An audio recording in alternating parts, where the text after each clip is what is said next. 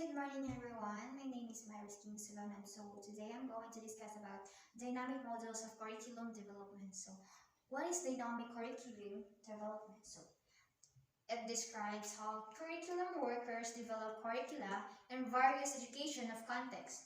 The dynamic curriculum development model are usually used in school-based setting.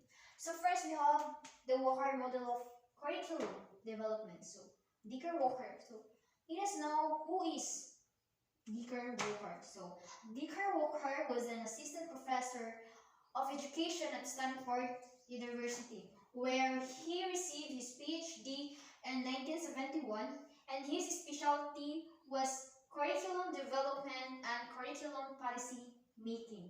So, Dicker Walker developed a model for curriculum development and first published in 1971. So, he contended that curriculum developers didn't follow the prescriptive approach of the rational linear sequence of curriculum elements when they develop curricula, according to Walker 1971, Marsh and Wills 2007, and Print 1993. So according here, Dicker was arguing about the curriculum developers didn't follow the prescriptive approach of the rational linear sequence of curriculum elements when they are developing a curriculum. So um, in his model, Walker was particularly interested on how curriculum workers actually do their tasks in curriculum development. So as shown in figure 10, we have here the Walker naturalistic model. So Walker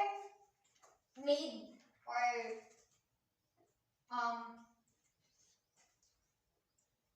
what do you call this one? Walker have the three pieces. So first phase, we have the platform phase, which contains beliefs, theories, conceptions, points of view, aims, and objectives. So second, we have the deliberation, which it's about applying to practical situation, arguing about, accepting and refusing, changing and adapting. So lastly, we have the curriculum design. So in platform phase, they have their own ideas about how to do their tasks, and they are prepared to discuss and argue about them. So according here, platforms have their own tasks. So they're already given a task, and they're going to prepare to discuss and then argue about them. So deliberation phase. This phase is also using weighing alternative costs and consequences and choosing the best alternative for the curriculum task that they are about to do. So, and the third phase, we have the design. So, which is the design, which it is also involves planning, decision making, and the actual development of the curriculum. So, what do we call the Walker's model? So, the model of Walker is dynamic and descriptive model of curriculum development. So it reflects the realities of how curriculum workers plan and develop a curriculum. It recognizes the role and influence workers in any curriculum development task. So the Walker's model, so it reflects the realities. So realities means in real, and then it's the realities how the workers do their tasks and how they're going to plan the curriculum. And then it also recognizes the role and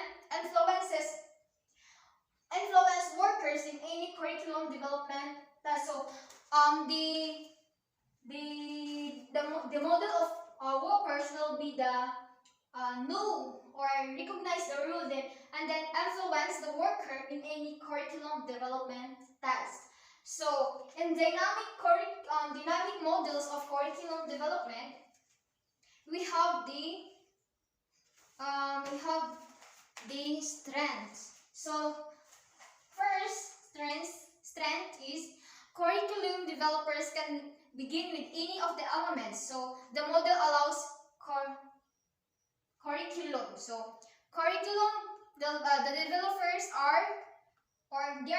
they are going to begin the curriculum with any of the elements. So second, developers are allowed to change the order of planning. So they're already permitted to, the model also permit the developers to change the order of planning, or the models offers flexibility. So third, we have more realistic, feasible way of handling curriculum development. And fourth, we have developers are free to be more creative. So here, the models developer are free to be more creative. So it means they are free to do anything, or they are free to do what they are going to do, or what they are what they are needed to do. So next, the model developers may retrace their step and proceed in whatever they prefer. So they're given a chance that they're going to what do you call that one? Retrace means balikan nila yung mga steps nila, and then they're going to proceed in whatever they are prefer. So lastly, reflects the teaching situation. This model could be a more suitable, less dysfunctional approach. So if we have the strengths, and then also we have the weaknesses. So first weaknesses was uppers confusing and seems to lack direction. So the model will be confusing. The development of the model is confusing, and then there's no specific direction. And then confusion rather clarity. So when the models have this weaknesses, so when the model or the development of the model are not really in a sequence, so it's a lot, there's a lot of confusion than clarity. So next, we have the lack of emphasis on the construction and use of objectives. So since Walker argued that the curriculum developers does not follow any pattern steps in making this model, so that's result to the lack of emphasis on the construction and use of objectives. So they are like what do you call this one?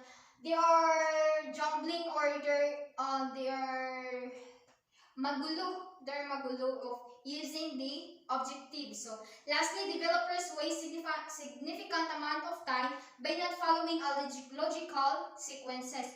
So one of the weaknesses of this model is that developers waste a lot of time by not following a logical sequences. So of course, if we do not follow steps in anything, so we are really losing or wasting a time by just doing some other steps. So that's why. So for example, when someone one of your teacher told you that dance, you're going to dance, prepare a dance, and then there's a step that you need to follow, but then you cannot get that step, or you cannot follow that step, so you make another step, but then by not following the given steps, you're having a hard time to finish that performance. So that is one of the weaknesses of the dynamic model of curriculum development. So in selecting goals and objectives, Isner in 1979 stressed an artful process of arriving at a consensus about curricular priorities by involving the participants. So Isner in 2002 considered the three sources of curriculum, such as individual, society, and subject matter, as identified by Tyler 1949.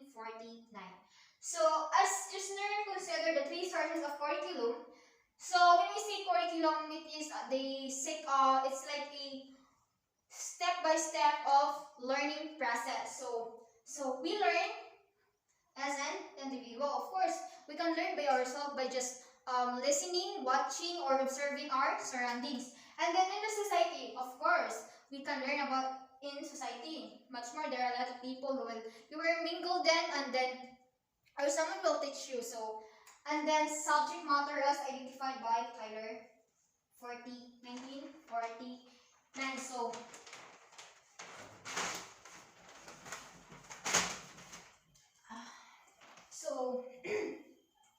Isner strongly favored providing students with a wide variety of learning opportunities. So Isner's favored that students can be learn a lot of opportunities. So Isner suggests using different strategies and methods to engage the students in meaningful learning. So nagsuggest din si Isner na dapat we are going to use different strategies and methods in terms of learning. So we can learn in reading, we can learn in watching, we can learn in listening, we can learn by observing. So that's example of strategies and methods to engage the students in meaningful learning. So in order for you to learn, you need to engage yourself in a lot of strategies. So engaging yourself in for example, you will engage yourself in a Bible reading. So in Bible reading, you can learn there the words of God, or there's a word that you can learn, and then you can apply it in your real life. And then so Isner's model is an open-ended process or form of dynamic model. So it is descriptive in offering a general approach that can be followed by curriculum workers, yet the model is also prescriptive in offering suggestion about what should happen when developing a curriculum. So the model of Isner can also be figurative in offering a general approach that can be followed by curriculum workers. So Isner's models can be let you figure or show you a figure that can be followed by the developers. And then yet the model is also prescriptive in offering suggestion. So the models can also be it's also like permitted that can be in nag-offer siya mga suggestion about what should happen when developing a curriculum. So Isner's model can recognize the influence of various curriculum workers in developing a curriculum. And then the model emphasizes the importance of having well-defined goals and objectives in curriculum. And lastly, the model recognizes the varied activities that teachers do in that school to attain the goals of the curriculum. The model may be not effective in the context of developing and designing courses for higher education. So since the process are not procedural, curriculum workers can also always modify and improve their curricula to address certain problems and needs. The model calls for more relevant and responsive ways of selecting and organizing content and learning experiences in order to respond to the diverse needs of students. So I guess that's all for my topic, and I hope you learn something about it. Even I'm not really good in explaining it, but I hope you learn something about it. And thank you for listening, and good morning.